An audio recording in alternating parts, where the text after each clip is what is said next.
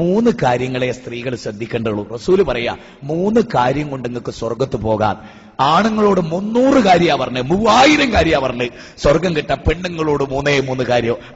എന്ത് ഭാഗ്യവതികളാണ് നിങ്ങൾ. ആ 3 കാര്യം കൊണ്ട് സ്വർഗം. ഏതാ?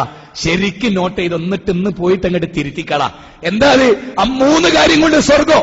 വെറും 3 കാര്യം. അത് ചിന്തിച്ചാ മതി. എന്താ? 1, 5 നേരം ഖളാകാതെ നിസ്കരിക്കുക. ഒന്ന് നോട്ട് ചെയ്യ്. നിസ്കരിക്കേണ്ട സമയത്ത് കേട്ടോ 5 നേരം ഖളാണ്ട് നിസ്കരിക്കുക. 2, അത് നോട്ട് ചെയ്തല്ലോ, 5 നേരം നിസ്കരിക്കുക.